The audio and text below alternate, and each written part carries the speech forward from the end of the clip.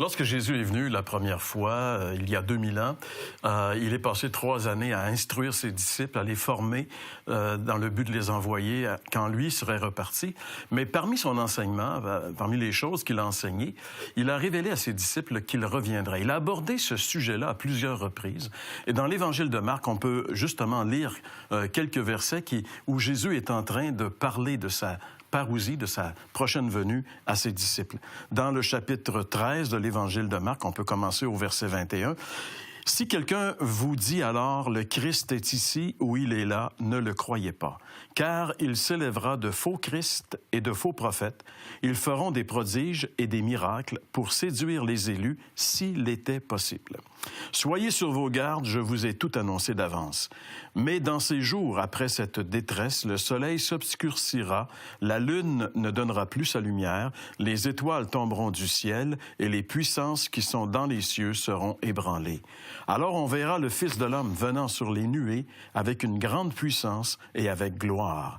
Alors il enverra les anges et il rassemblera les élus des 4 vents, de l'extrémité de la terre jusqu'à l'extrémité du ciel.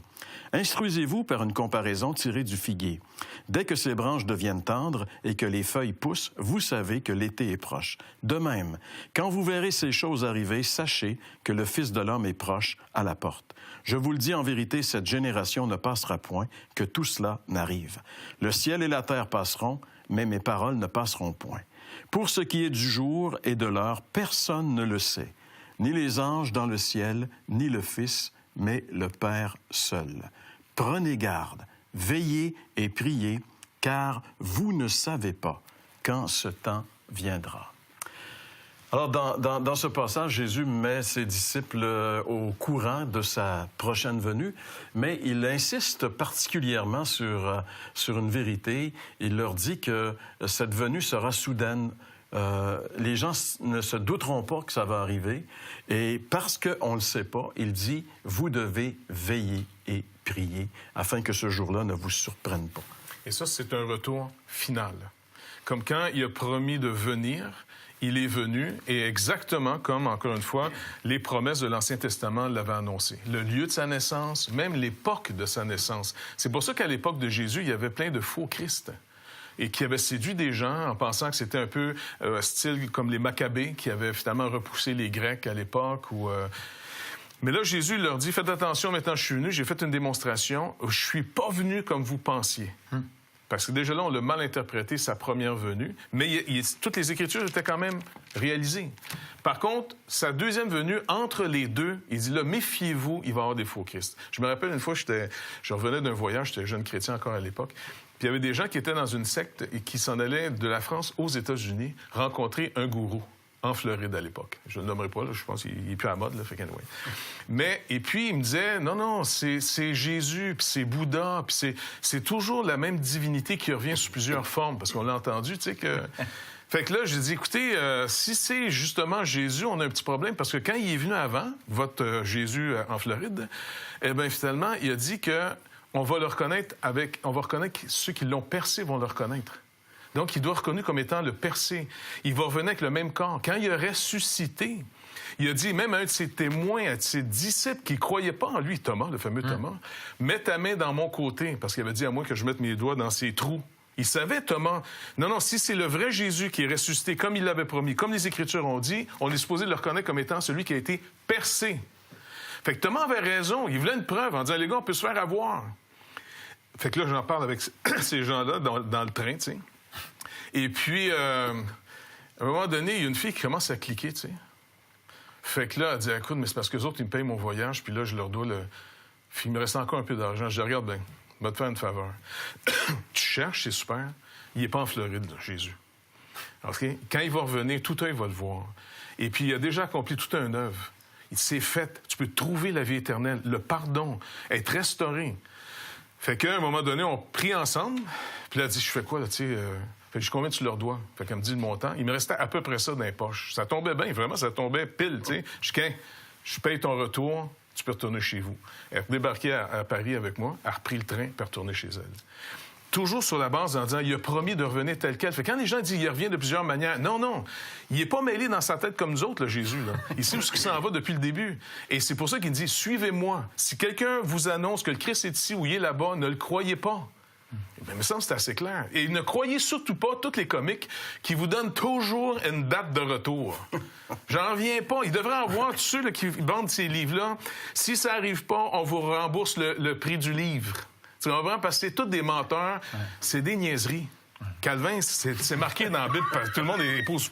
Mais eux autres, ils le savent. Il y a l'air qu'ils savent, ils sont connectés avec le Père, même le Fils n'est pas au courant, mais eux autres, ils savent. Ça, c'est fatigant. Moi, une fois, j'ai rencontré quelqu'un comme ça, puis il était dans un certain groupement que je nommerai pas par respect. Et puis, j'y demande, j'ai dit, les prophètes dans l'Ancien Testament, c'était quoi leur taux d'efficacité selon Dieu? Et c'est clair, dans le Deutéronome, c'est marqué que s'ils ne parlent pas de la part de Dieu, c'est un faux prophète, puis ils disent de lapider, tu sais. Et puis lui, dans sa gang, tu sais, ça faisait 3 fois qu'il annonçait la date de la fin du monde. J'ai dit, il me semble que tu devrais arrêter de le croire. Je te demande pas de le lapider, mais au moins arrête de le croire, tu sais. Fait que ici, Jésus, il nous met en garde, puis il nous dit il va se passer quelque chose. Et puis peu importe c'est quoi la prochaine étape, il va se passer quelque chose. Et puis il n'y a rien dans le monde aujourd'hui qui semble que c'est évident, mais Jésus, il parle ici, dans ce texte-là, de le figuier, là, ses feuilles deviennent tendres, les branches, blabla.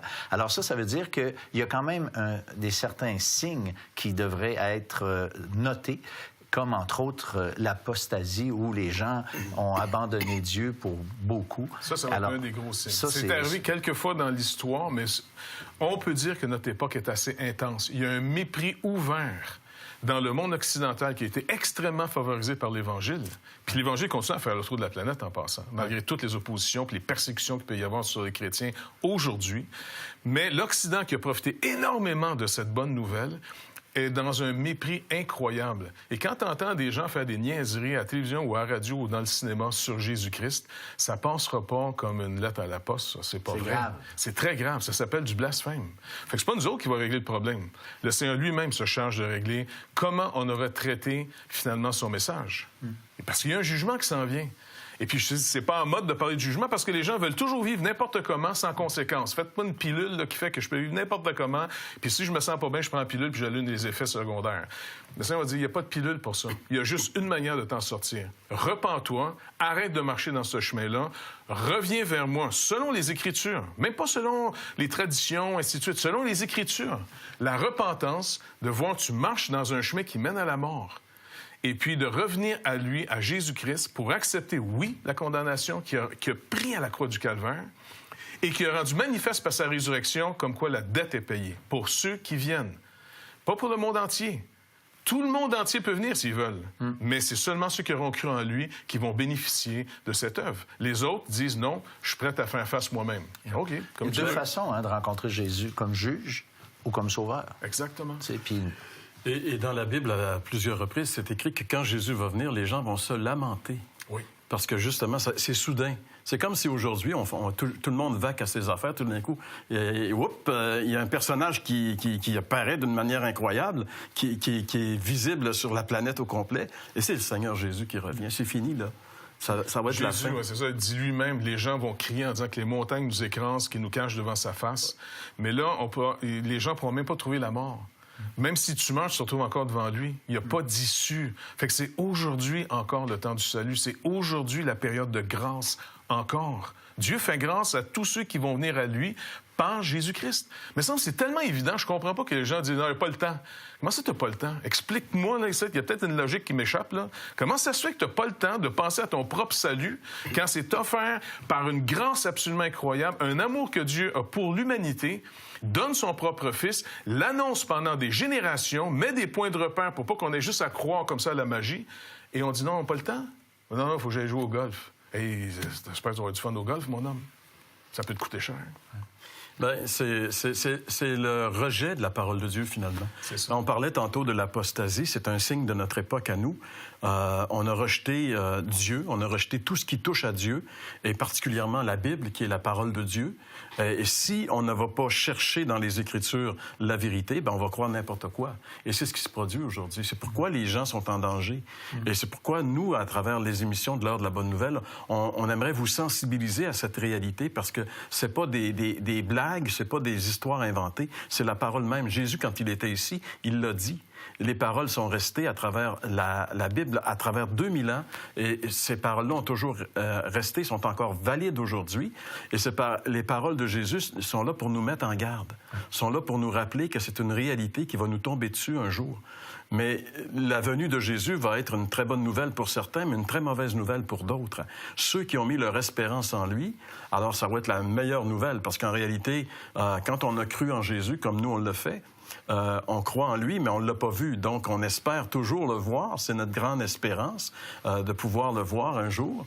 Et quand il va revenir, ben là, enfin, on va pouvoir le contempler, le voir, et la boucle va se boucler. Mais pour ceux qui l'ont rejeté, pour ceux qui ont négligé, tu sais, dans l'Épître aux Hébreux, il est dit « ceux qui négligent ce si grand salut ». Il y a une condamnation terrible.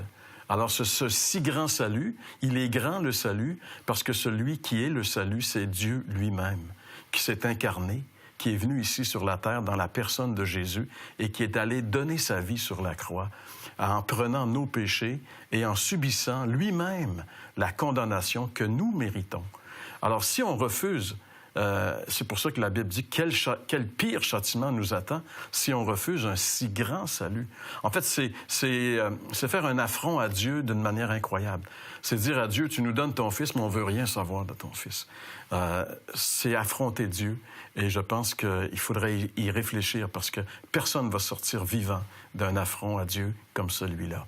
Mais pendant qu'il est temps aujourd'hui, c'est possible de recevoir Jésus comme sauveur et d'être réconcilié avec Dieu. Dieu n'est plus celui qui va nous juger, il devient notre Père qui nous aime parce qu'il nous voit maintenant en son Fils bien-aimé. C'est ce qui arrive à toute personne qui se tourne vers Jésus. Et c'est intéressant, peu importe notre nationalité, peu importe notre religion, si on se tourne vers Jésus, il va se produire quelque chose, comme c'est passé pour un personnage dont je vais te laisser le plaisir de nous donner son